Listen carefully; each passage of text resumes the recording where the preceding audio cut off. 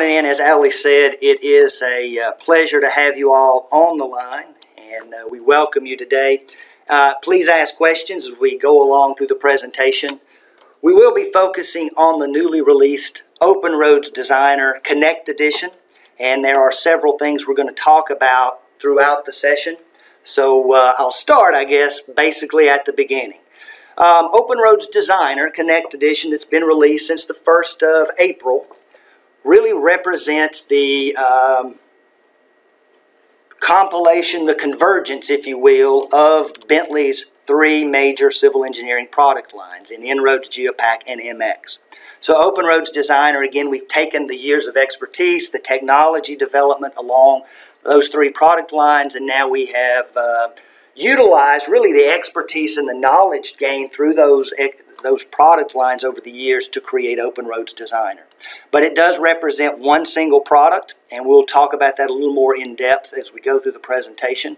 But it is a product that contains functionality that's very broad. It's really a broad set of tools and functionality. It includes subsurface utilities, subsurface utility engineering, functionality for point cloud processing, raster imagery, as well as Gantt civil tools. So again, OpenRoads Designer is intended to be a broad set of tools to address the business issues, those critical needs that we all find in today's civil engineering, design, and construction industry. So we'll focus today on a few points within OpenRoads Designer. And these really represent some of the critical needs that we find in today's environment when it comes to producing and designing civil infrastructure. We'll talk about rapidly modeling design intent. We'll look at integrating multiple disciplines, improving project deliverables, and adapting to change. And I'll go into a little more depth on each of those as we work through the presentation. Okay? And again, please ask questions. There are several colleagues on the line, so please ask questions, and we'll do our best to respond to those as the presentation is ongoing. We will have a dedicated Q&A time at the end as well. So we'll take a moment at the end to follow up with Q&A along with those that you ask during the session. Okay? All right, as I said, OpenRoads Designer is a single product. It contains functionality from CAD, microstation functionality, as well as civil design functionality.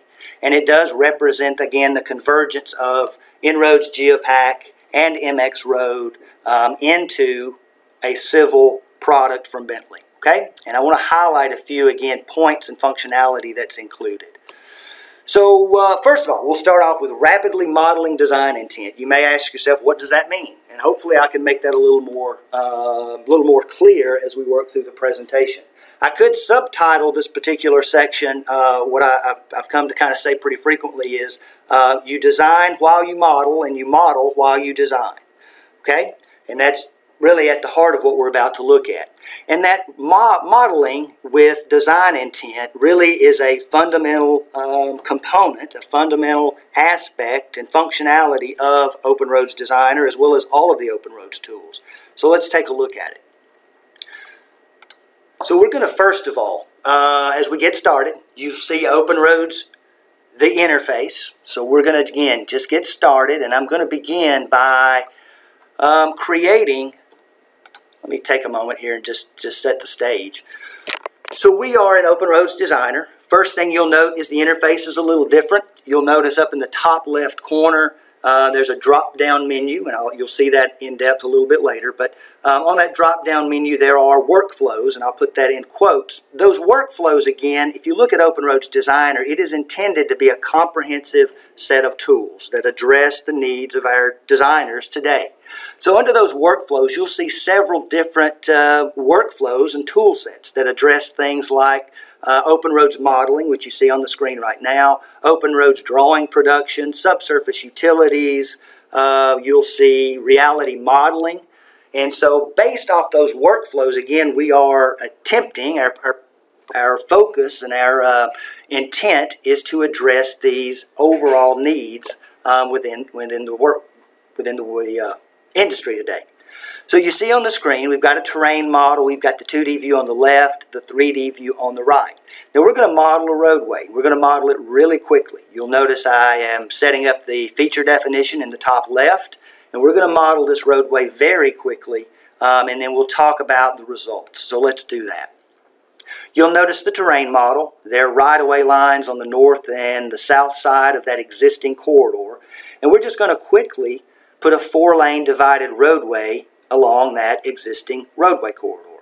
And I'm just laying out the horizontal alignment at this point, but it's going to model the actual roadway corridor in 3D after I've created the horizontal. And so we're just laying that out, modify the radius, and just as previous versions, we'll work off the heads-up prompts. And so now we see that roadway corridor in the 3D view, and we can zoom in and we can take a look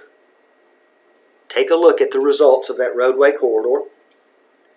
And so we'll just rotate that view around in 3D. Now, when it comes to rapidly modeling and modeling with design intent, we need to be able to make modifications. So here I'll just grab the start station to quickly make a change to the beginning of the roadway corridor.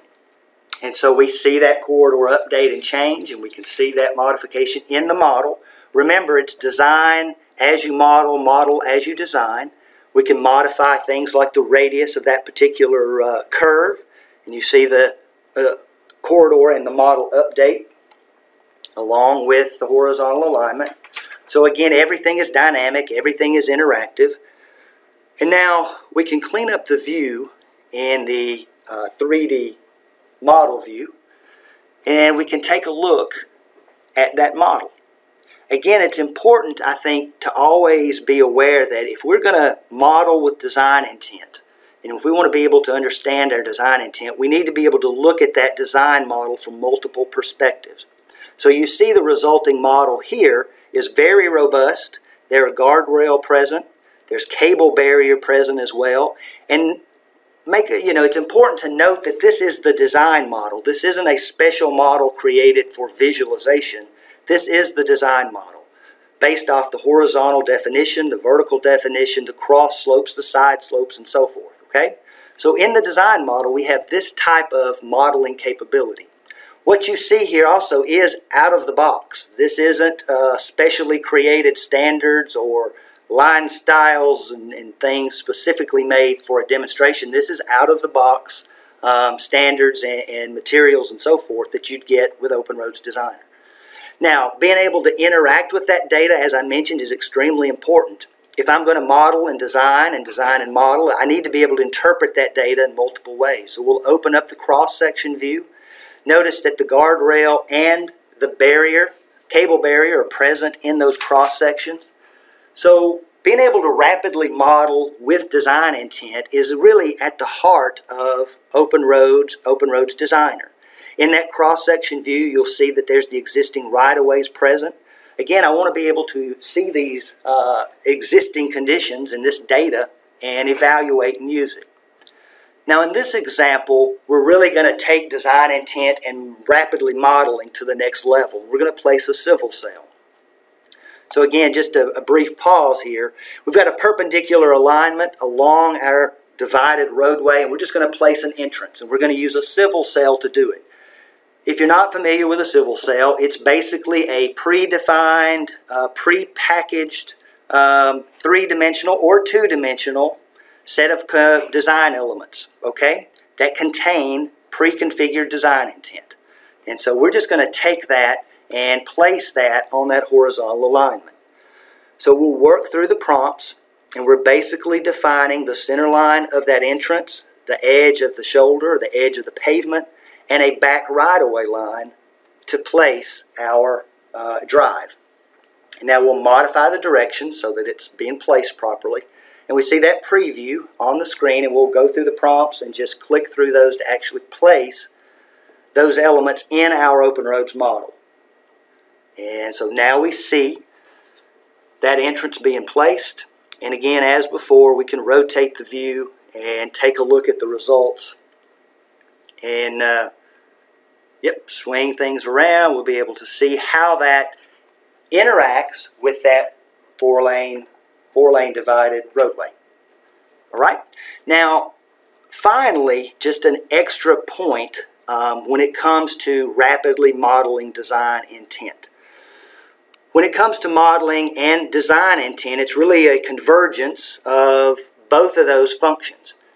In this case, we're going to actually look at the placement of drainage structures within our roadway model. So I'm using the subsurface utilities menu. You can notice that in the top left. And that's the workflow for subsurface utilities. And I'm placing the inlet structure, placing it in the 2D view. You'll notice the structures being created in the 3D view. And then I'm just going to run a pipe, an outfall over to the side slope, over through that fill slope on the north side. So I'll go back onto the subsurface utilities ribbon, place an outfall, and select that.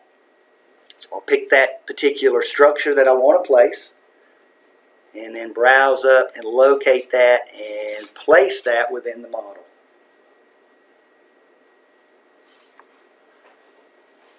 And so we'll just drop that in the 2D view, rotate it to match the direction of the side slope, and you'll see it in the 3D model as well.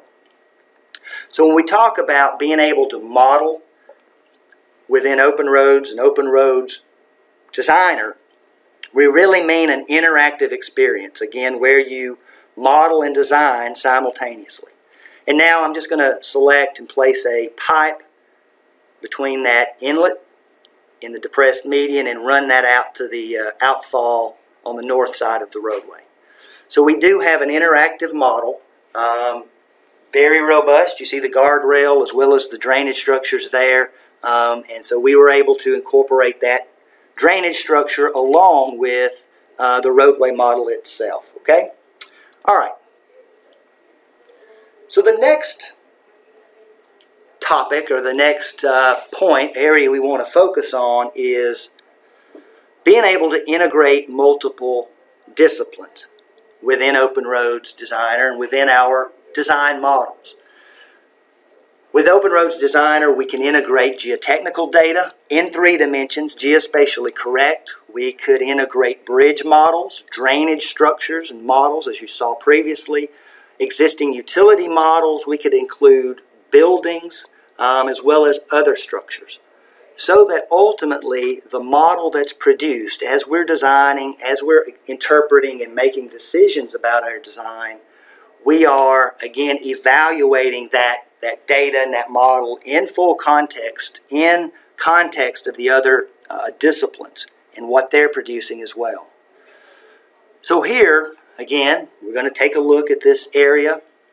We'll take a look at this interchange area, and we'll focus in on, number one, how does my interchange roadway model that I've created, how does that interact with the geotechnical data that was collected? How will that interact with the proposed bridge model for the flyover? And also, how does that interact with the drainage structures? How do all those pieces fit together? So I've opened up the model, and you can see as I rotate that around, you can see the proposed roadway changes for that particular interchange. And now we want to first of all understand what's the interaction between the geotechnical data and this proposed layout or model for the interchange.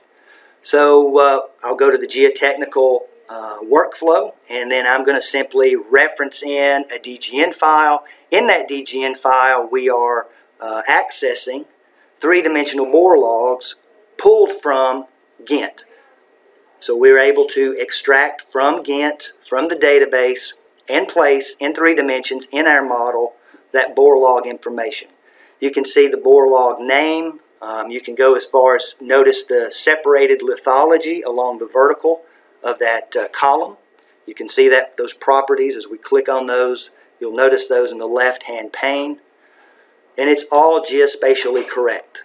So we're able to visually, in 3 dimensions, again, see the geotechnical data interacting with our roadway model. Okay? And so we're able to gain that pretty quickly. My experience with geotechnical data was I saw forms and forms and forms of bore log information. We didn't see it in 3D. We didn't see it geospatially located relative to our project. Now, we can continue and we ask, well, how does our roadway project interact with the proposed bridge model? So I'm referencing in a bridge model created in OpenBridge Modeler. So as we continue to append and create our composite model, we have the geotechnical data in place. We've referenced in the bridge model that's being proposed, and we want to be sure that all of this data interacts with one another properly.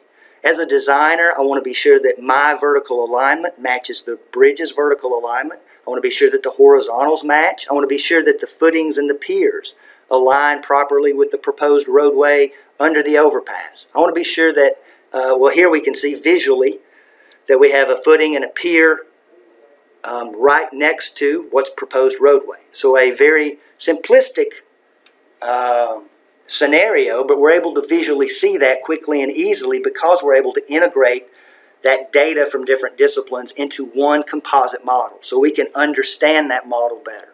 Okay?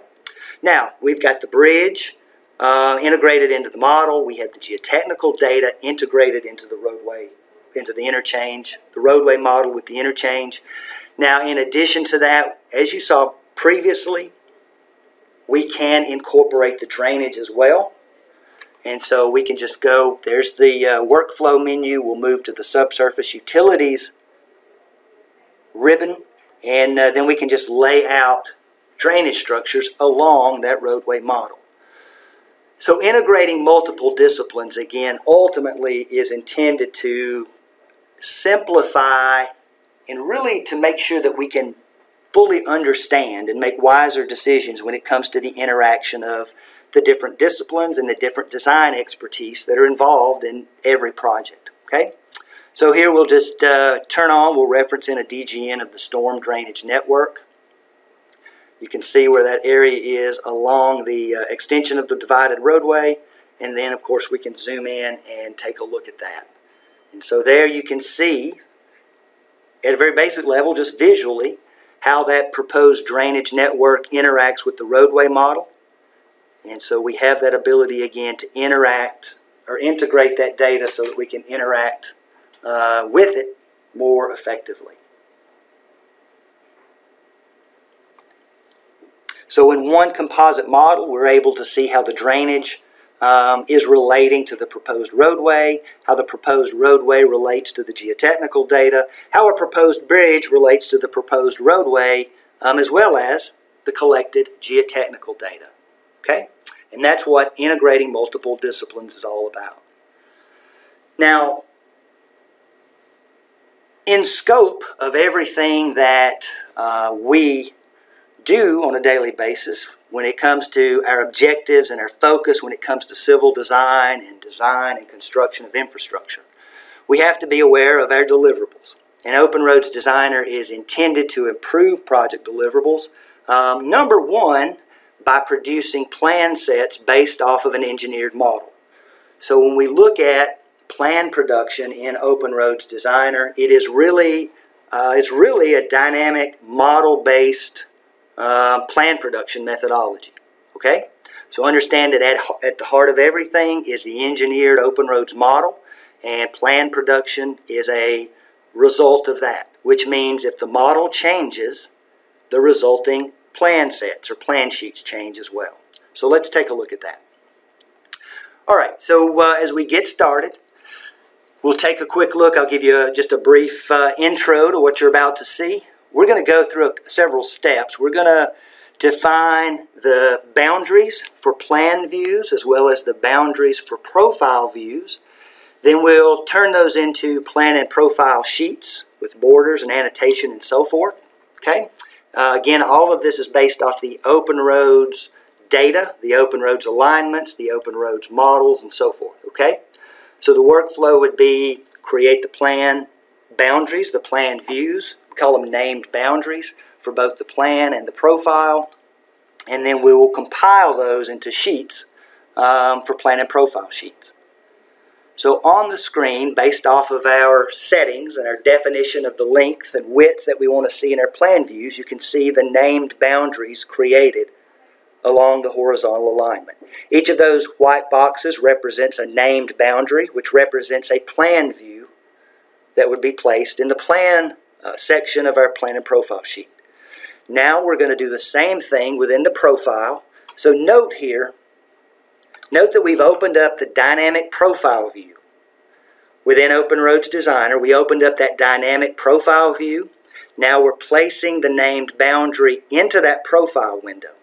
Okay, and those boundaries have definition on them. You see the profile height, the vertical exaggeration, what's going to be applied when those boundaries are created. But recognize that these boundaries are being created not off static graphics, but off of the live, dynamic, engineered model data. Okay, so let's continue on. So in that dynamic profile view, we're going to place the boundaries. And so we work through the dialog box. We define the names of the group, pick the seed file, and now we're going to go ahead as we create these boundaries in the profile view and actually create the drawings as well. So in that profile view, we zoom in. You can see the profile views that will be put into the sheets. Then we open up the Create Drawing dialog box, and we're going to add all of these drawings to a sheet index. And so we apply that, and now we can see the resulting plan profile sheet with border and annotation. Now on the left, we open up the sheet index, and the sheet index is a very effective way to combine your sheets. You'll notice you can browse through all of those sheets from that sheet index. We can jump from sheet to sheet. We can go and browse back and forth from the sheet to the model, to the design model, as well as here we've browsed into the model where the annotations contained. And now in this example, we're going to go ahead, we're going to create cross-section sheets. Just as we did with the plan and profiles, the cross-sections will be based off the OpenRoads Designer data. We'll go through and we'll place named boundaries at set intervals with set widths and all the criteria we're typically used to storing and defining our cross-sections, and then we'll create the sheets. So let's take a look at that. Again, we'll give it a name. We'll just call it Route 97 Extension Cross-Sections. And we're creating those named boundaries for each of those cross-sections. You can see the left and right offset, as well as the interval that we're going to create those sections along the alignment. We can define our start and stop stations, define the clearances for the top and the bottom as well, and then we'll look at data point and accept those settings for each of the clipped boundaries. And then we'll go ahead and create the sheets. You'll see down in the lower center area of the screen, all those sheets are being compiled, the views are being clipped, and the sheets are being created. And we'll close out of that named boundary dialog box, and now we can see those cross-section sheets created in separate models, in this case, within our project. We'll see the sheets. We can zoom in. Again, you'll note that data fields have been populated. The annotation's been placed on the vertices across the cross-section. And even in the sheet index, you'll notice again that we can move between individual sheets. We can look at the annotation models, and we can move from there to the design models. So the interactivity between the design model, the annotation, and the sheet is very seamless and very dynamic. Okay? So again, we're just zoomed in on that particular station and take a look at it. And now notice in that sheet index, it actually contains plan and profile sheets as well as the cross-section sheets. So it is a compilation of all the sheets created within this particular project or work set. And now we can see those again as we move from sheet to sheet. We're able to see that, and then finally we'll move back into the actual design model. Okay? So in OpenRoads Designer, again, the plan production tools are model-based, they are dynamic, and they do allow for a sheet index functionality where we can compile all those sheets within a specific project or work set and be able to access those very quickly and very effectively, even to the point of being able to plot directly out of that sheet index. And so here you see several PDFs that were created directly out of the sheet index. So we just selected those plotted those out and generated that PDF file of those individual sheets that we selected. All right, so we've looked at, again, several things. We've looked at rapidly modeling design intent, integrating multiple disciplines. We looked at improving project deliverables, and now finally, probably the biggest business issue that we all face is adapting to change. There are constant changes in any project on any given day, and so we're going to take a look at how OpenRoads Designer is intended and built to handle changes, okay? And so we'll look at several examples within the model, and so let's do that. So as we get started, again, we're looking at the same roadway we created previously. We've got a few views open, the plan, the 3D view, and a cross-section view. And we're going to look at making modifications. Making modifications to, first of all, the cable barrier along the roadway. So one instance of making changes would be that I need to modify that from a cable barrier to just a guardrail. And so by selecting that element in the 3D model, redefining it as a guardrail, you'll notice that it updates, it changes in the model, and it changes in the dynamic cross-section. So in one sense, making changes could be as direct as modifying that particular element in the model and redefining it. Now in this case, we're going to look at a little more impactful, I guess, design change. And you'll notice that the side slope along that northern edge is pretty steep. Notice that there's guardrail present because it is so steep, but notice where the right-of-way line is. So we're going to modify that side slope to be flattened out and to meet that right-of-way line. So to pause here for just a second. So we're going to make a design change, and we're going to make that design change in the model. So we're going to dynamically modify that side slope from a 2-to-1 with a guardrail.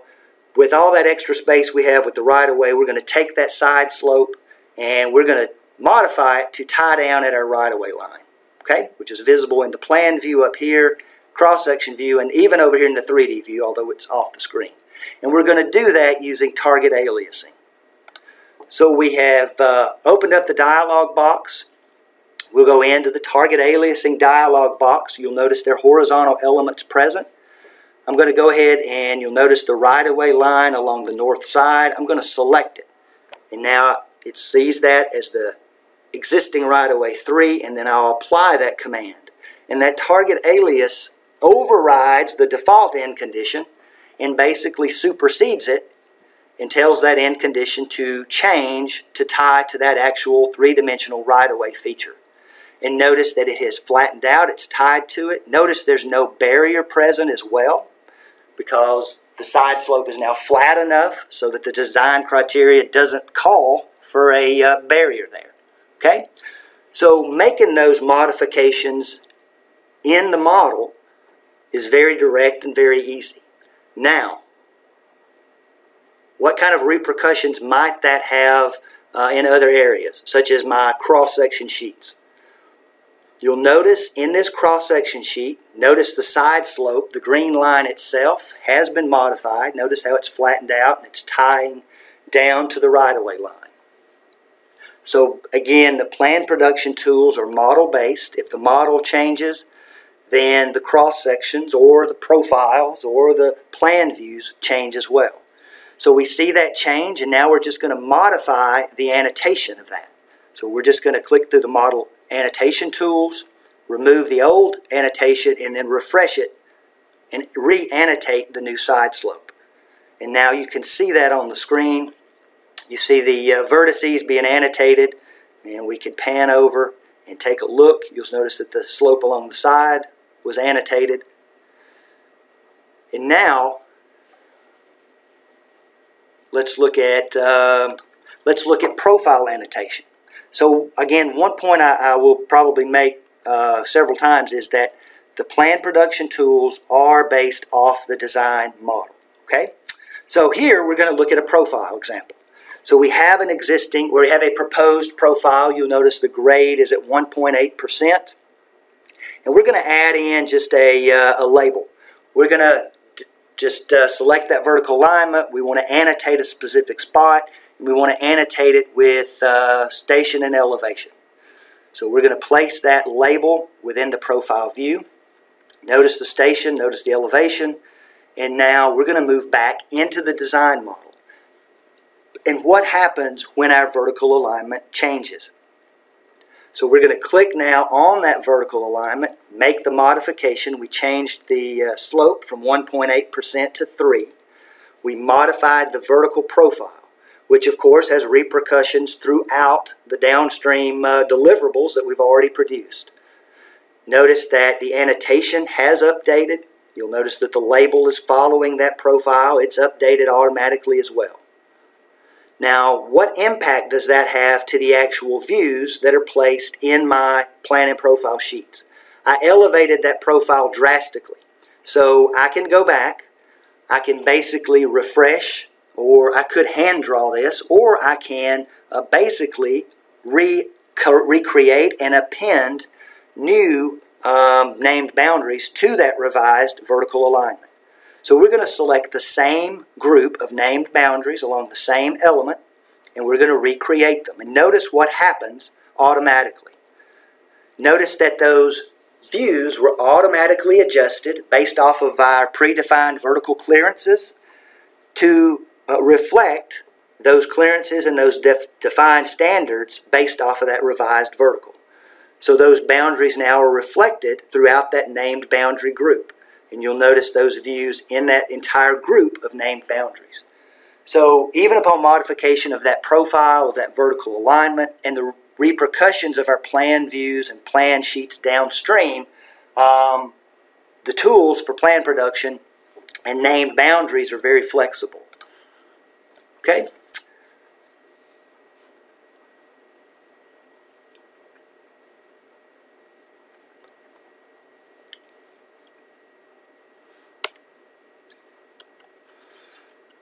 All right, so that's adapting to change. Now, we look at the time here. A couple of things to note.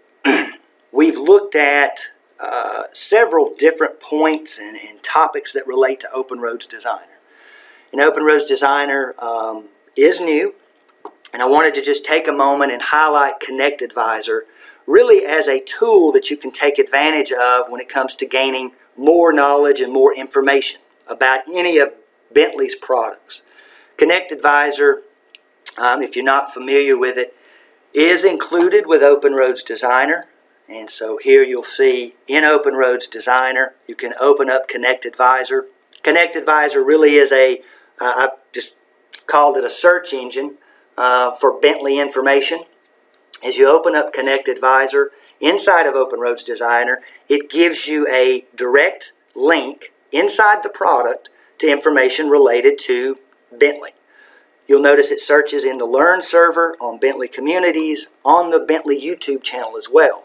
And so from that search engine, I can type in a specific topic. In this case, I can type in OpenRoads Designer, and you'll notice what's being returned in the window below it.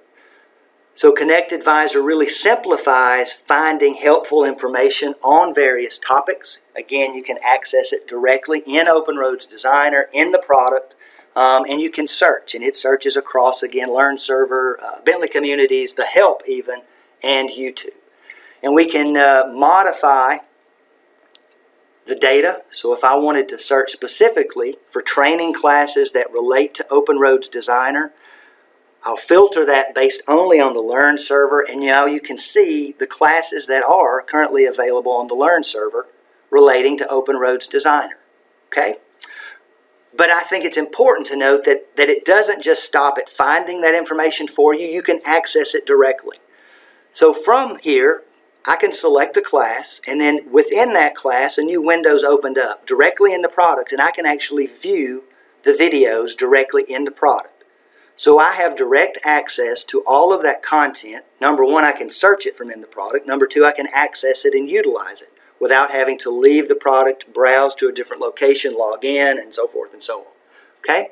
So again, I just wanted to take a moment and highlight Connect Advisor as a very useful tool for getting useful information, whether that's training, whether it's community posts on the Bentley community, whatever it may be. Take advantage of Connect Advisor and take advantage of it. Again, it makes things a little more seamless and easier. All right, so we took a quick look at OpenRoads Designer. We looked at rapidly modeling design intent, and hopefully I conveyed clearly what that means and what we mean when we say that. We looked at integrating multiple disciplines, and so now we can see the benefit of being able to put data together and what the usefulness of that is. We looked at improving project deliverables, and we looked at the dynamic plan production tools that are included in OpenRoads Designer, and then we looked at adapting to change. And as you all know, change could be at any point in time, and it could impact lots of the moving parts and variables within any project, okay? And so those are our main points that we've looked at. I don't know if we have questions at the moment. I will make a note here just as well. In future Tech Talks, we'll continue to look at OpenRoads Designer, and we'll continue to expand on these topics as well as other topics. So be sure and keep a lookout for those emails, whether the emails, you look for those directly or you access the webinars link on the Bentley site, one or the other. But just be aware, in future Tech Talks, we'll continue to talk about OpenRoads Designer.